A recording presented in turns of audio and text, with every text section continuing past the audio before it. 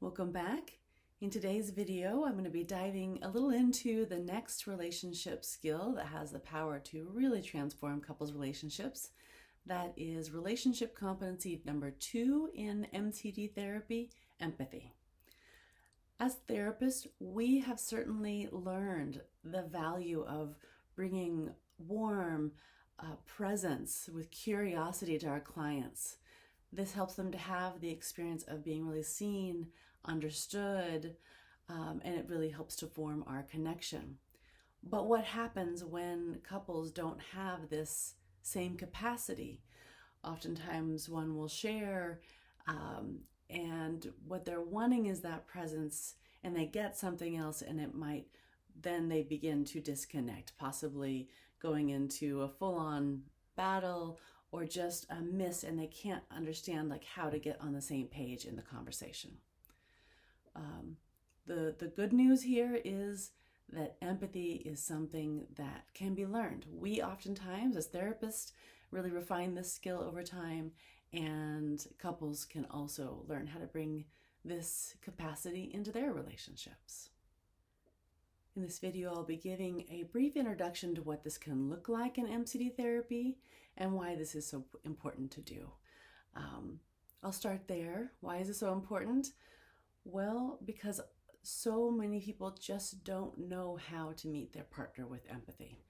Not because they wouldn't wish to, just because they weren't taught, it wasn't modeled within their larger cultural context. And so when their partner shares something of a vulnerable or an emotional nature, whether that's a challenge or a celebration in life, they oftentimes receive a default type of response to this share, potentially someone going into relating or defensiveness or problem solving or analyzing or trying to offer a silver lining around whatever just got shared.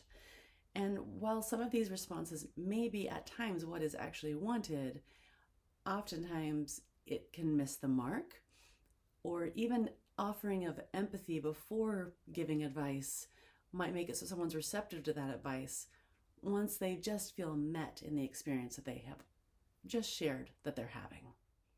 Often on the path of couples or individuals learning how to bring empathy into their relationship, they will begin in therapy to also reveal and understand aspects of the self that could really use support or healing, that maybe become barriers to being able to be in an empathetic state and truly offer that real empathy with that warm presence.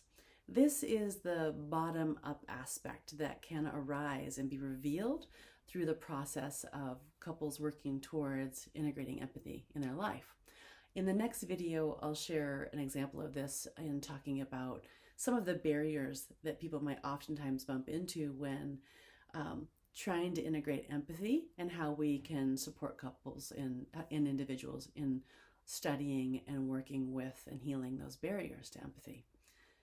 So for today, we'll start with more the top-down aspect of helping clients understand what empathy is, why it matters, and how to practice it both in session and outside of session. I have found that when mapping this out for clients, they oftentimes have a greater sense of hope in their relationship as they begin to see that there is a clear path forward in cultivating this relationship skill. What can be really impactful is many people will come with the assumption that people can either do this or be this way in a relationship or not. Some people just are empathetic, some people are not, and they are oftentimes relieved to have a sense of a clear path forward and to know that this is a skill that can be developed and that we can attend to what is arising internally along the way. So let's go ahead and begin with an example of a couple who's maybe been in the process of therapy for a little bit, and through this process they built an awareness within their relationship that when one or the other shares something of an emotional nature, they tend to move towards one of those default responses I was talking about, such as defending their position or giving their partner advice. And they begin to see that this is oftentimes a starting point for disconnection, and that they would be benefited by cultivating this capacity to meet each other with empathy. Oftentimes, it is that sense of the pain of not having it and being aware of that that will inspire a readiness and a clarity of why and wanting to open up to cultivating this practice. To make this process more tangible and clear for my clients, I provide 2 essential tools for really advancing this practice. The first is a list of feelings words. These help them to name the emotional experience that they are hearing in the other. And the second is a list of needs words, because those feelings are not existing in isolation. They are there to serve the purpose of pointing towards the underlying needs that are being expressed by the partner. Deeper needs such as security, autonomy, collaboration, celebration, whatever that might be. Clients can certainly give each other empathy without utilizing this list. Just a simple warm presence that sounds like, oh yeah, or gosh, that sounds like that was really intense. That can be perfectly accurate and good empathy that really helps the connection. The value of having this feelings and needs list is it supports the couple in developing a language that's going to give them access to more subtlety in understanding each other, and that level of subtlety has a great benefit, especially when there are maybe more challenging moments, and it can help them get to the deeper heart of the need that is up for the person or that's being expressed because they have developed that feelings and needs language. So once couples have this tool, I'll then offer a scaffolding that they can utilize in session to explore empathy, and more importantly, they can use this practice on their own outside of session. I'll oftentimes set this up as a experiential, in the present moment, exploration of offering empathy. Oftentimes this might look like partner A sharing for a minute or 2 at the most. A lot can get said in a couple of minutes. Partner B getting to just have warm curiosity, try to practice warm curiosity, noticing what's emerging along the way. And then at the end of that time, getting to practice offering empathy, using the sentence scaffolding, the sentence stem or scaffolding. I'm hearing you are feeling blank because you're needing or needed blank. This might sound in the end something like, I'm hearing you're really feeling frustrated around that because it sounds like maybe you are having a need for predictability. Is that right? Or I'm hearing you're feeling really excited about that because it really met your need for creativity. Am I getting you? So they're going to have that structure, that scaffolding of I'm hearing you're feeling because you need, and then a check-in question. This check-in question is really important because we want to support them in knowing this is just about warm curiosity. It's not about having to be accurate. There's so much power in someone just wanting to know about your world. They don't always have to get it right.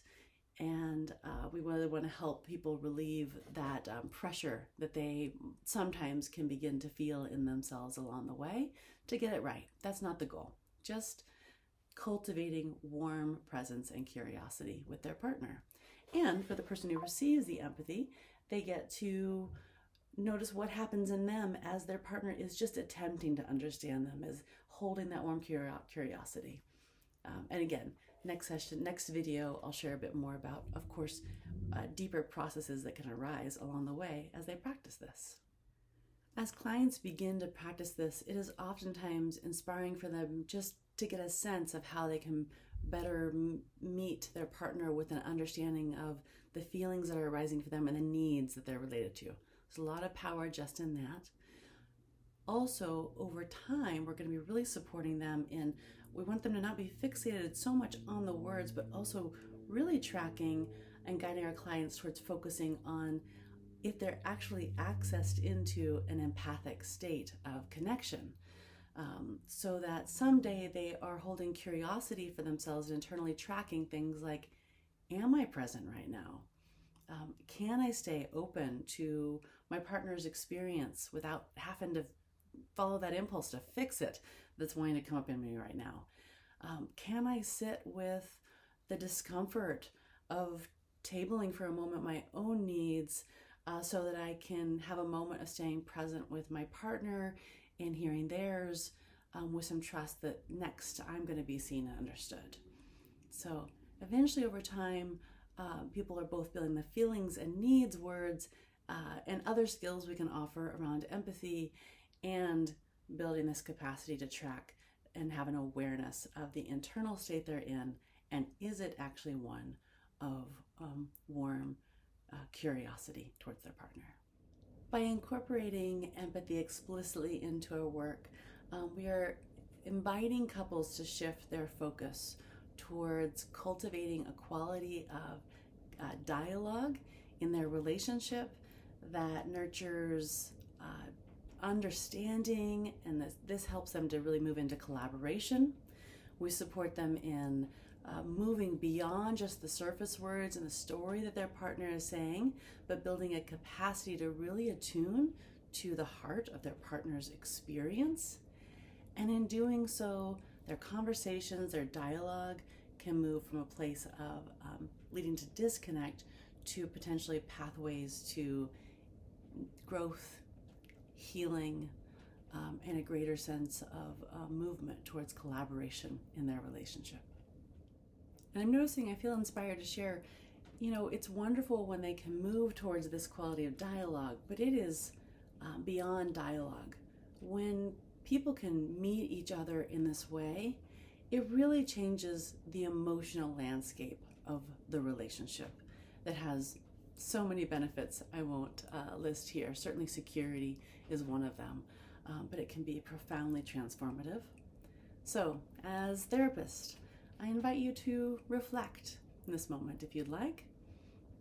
Might you have a couple that you're working with who really struggle with attuning to each other, or often respond to each other with defaults that I listed above, and those defaults can be a starting point for disconnection?